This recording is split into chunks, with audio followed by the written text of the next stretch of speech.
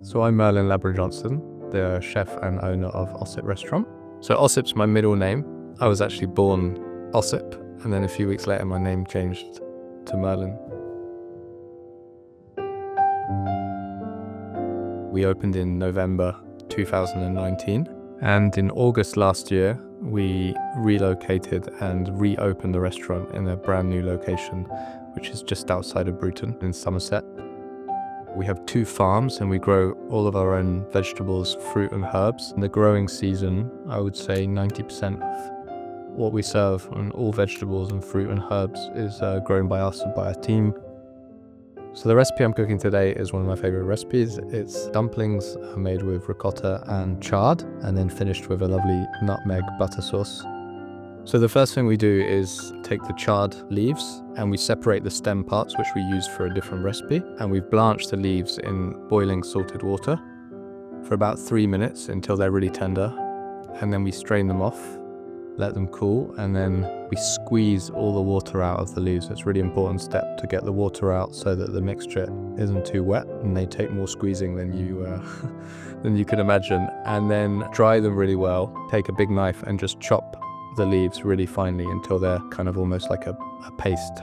And then separately we take 150 grams of parmesan, and that's grated really finely using a microplane. We mix the parmesan with some ricotta, chopped chard mixture, also a little bit of freshly grated nutmeg, 1 egg, and 3 tablespoons of flour to create this kind of mix that we then roll into little balls. And then we toss in semolina flour and we leave to dry for a minimum of 4 hours.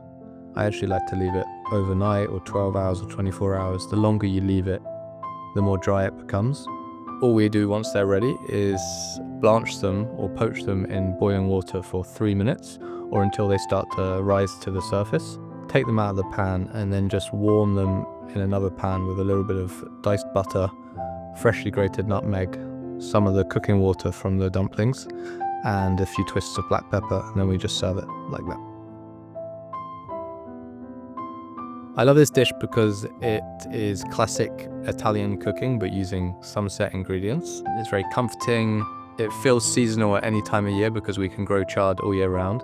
And it celebrates what we're doing on the farm, as well as one of my favorite producers in Somerset, which is Westcombe Dairy, who produce the ricotta.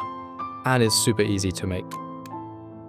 So I started cooking when I was 15. I was still at school and I used to help our school cook prepare lunches in exchange to be able to eat lunches for free. I grew up in Devon, so I was cooking for a few years there. When I was 18, I moved to Switzerland and spent a few years in the Alps, and then I moved to France and then eventually Belgium. So I spent about 6 years abroad working in pretty kind of classical, Michelin-starred, quite traditional restaurants, but very strict. In 2015, I moved back to the UK and opened a restaurant called Portland. A couple of years later, I opened another restaurant called Clipstone.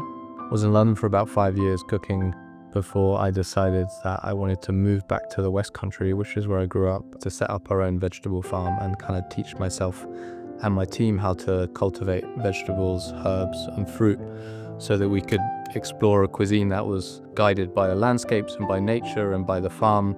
I think one of the things that's most rewarding about what I do, and something that I'm most proud of, is being able to work with a really incredible young team of people who are loving what they do, who are passionate, engaged, enthusiastic, and really feel like they are seeing them progress, seeing them evolve, and seeing how excited they are about this kind of shared vision that we have is really inspiring, and long may it continue.